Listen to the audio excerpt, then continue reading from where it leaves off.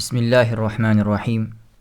Elhamdülillahi ve salatu ve selamu ala Resulillah. Amma ba'du. Assalamu alaikum wa rahmatullahi wa barakatuh. Allah'tan jardam surap tajvid sabaqtарын ulantабыз. Бүгүн китебибиздин 8 жана 9 баптарын иншаллах окуйбуз. 8 бап Камария жана Шамсия алифламдары. Билиңиздер, араб тилинде кээ бир сөздөрдүн башына алиф жана лам тамгасы кошулуп жазылат. Ошол алифламдын ламы кээде окулат, кээде окулбайт. Бүгүнкү сабагыбыз мына ушул жөнүндө болмокчу. Камария жана Шамсия алифламдары. Алламул камарияту валламу шамсияту. Камария ламы жана Шамсия ламы дейт. Биринчи камария ламы. Алламул камарияту камария ламы.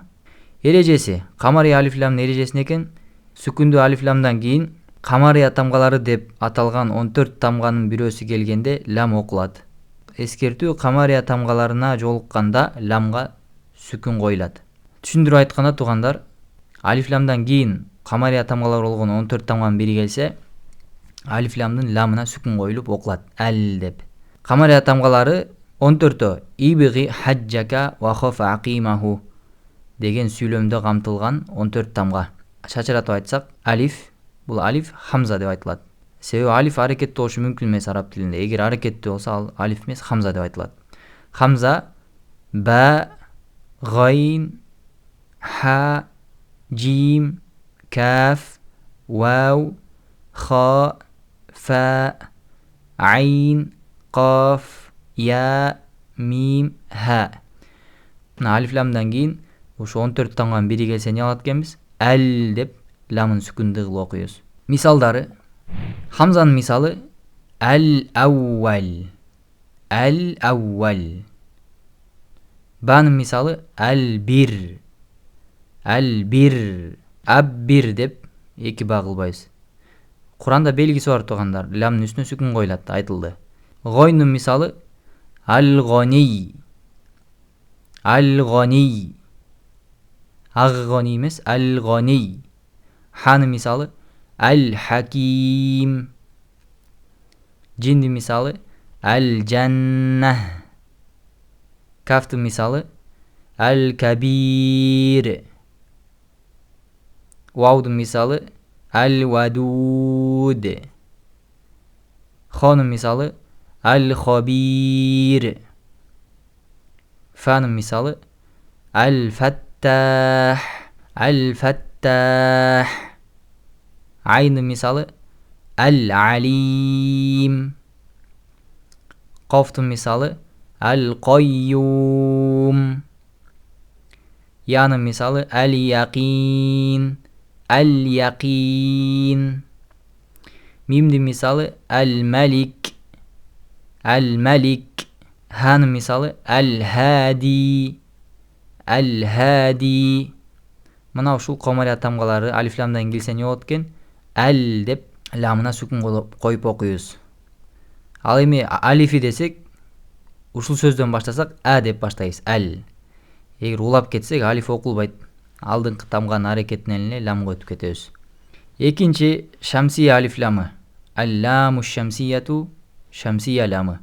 Эреже сүкүндүү алифламдан кийин Шамсия тамгалары деп аталган 14 тамганын бири келсе, лам окулбастан кийинки тамга шаддалуу окулат. Ошондуктан Шамсия тамгаларына жолукканда ламга сүкүн коюлбайт. Алиф ламдан кийин Шамсия тамгалары 14-тө алда. Ошо 14 тамганын бири келсе эмне кылат экенбиз? Лам окулбайт.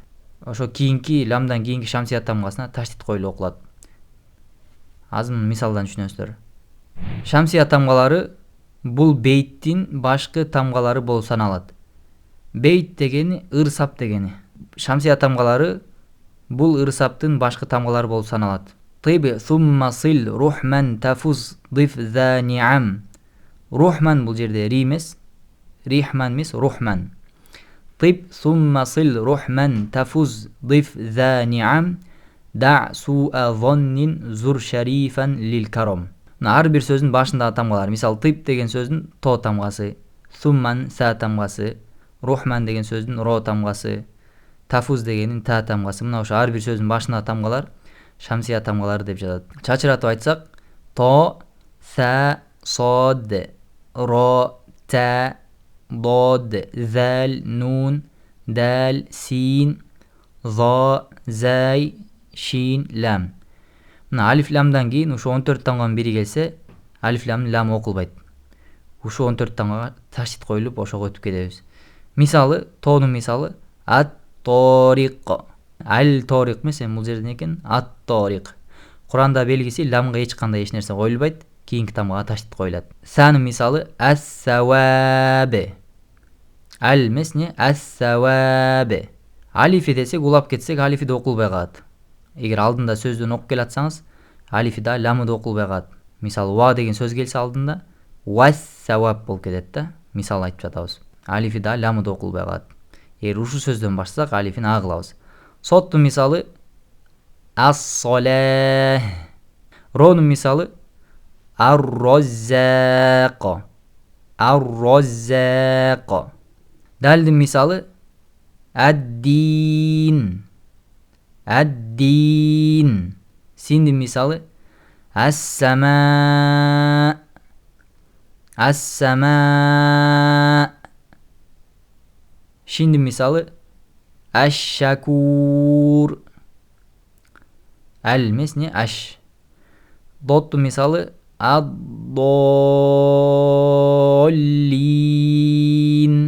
Танын мисалы ат-таибе. Ал-таиб эмес, ат-таибе. Залдын мисалы аз-закирин. Нундун мисалы ан-насихин.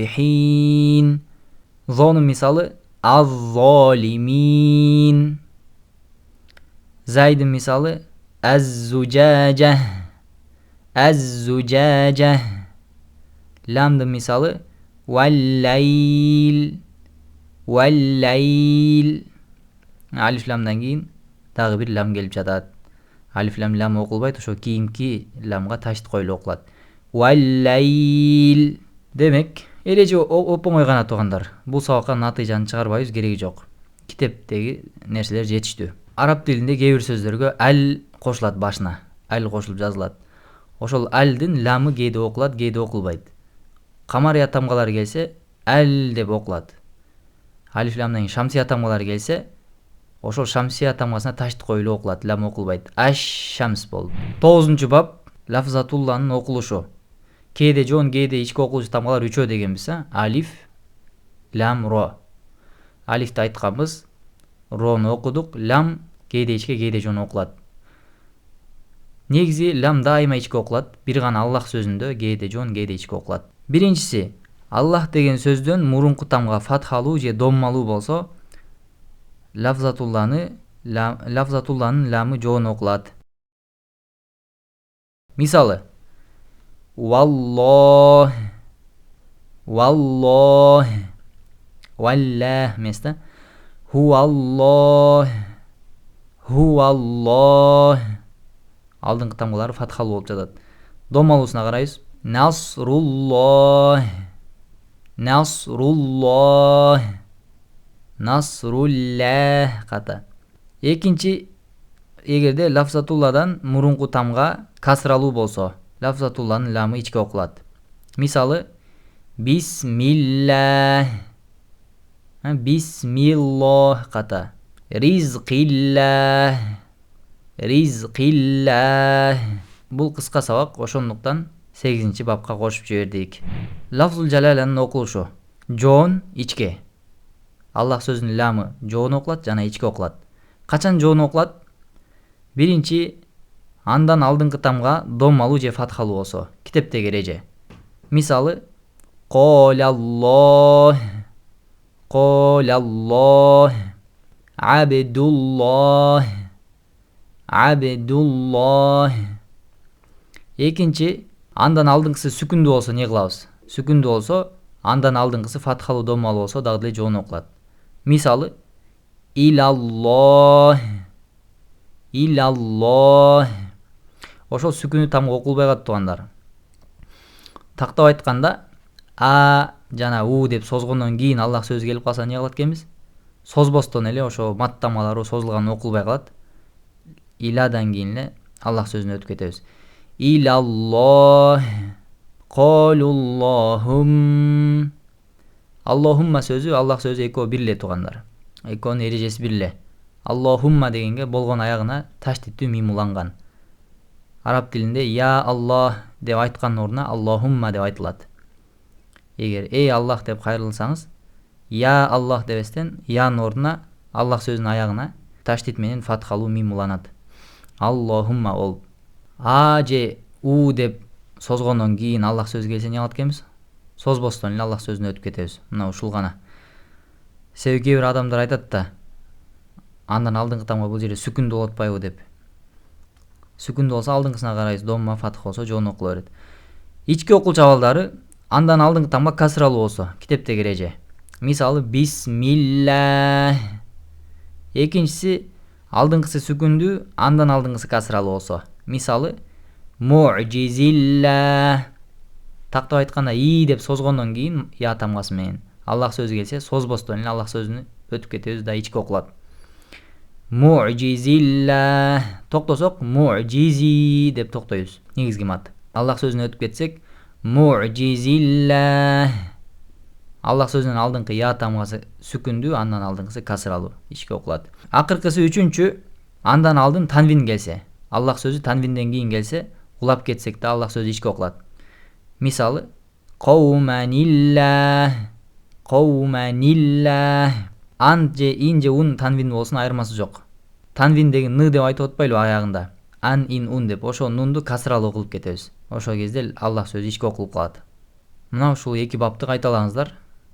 Жеңил гана сабактар. Азыр болсо ушул жерден токтойбуз. Wallahu a'lam wa sallallahu wa sallama ala nabiyyina Muhammadin wa ala alihi wa ashabihi ajma'in. Assalamu alaikum wa rahmatullahi wa barakatuh.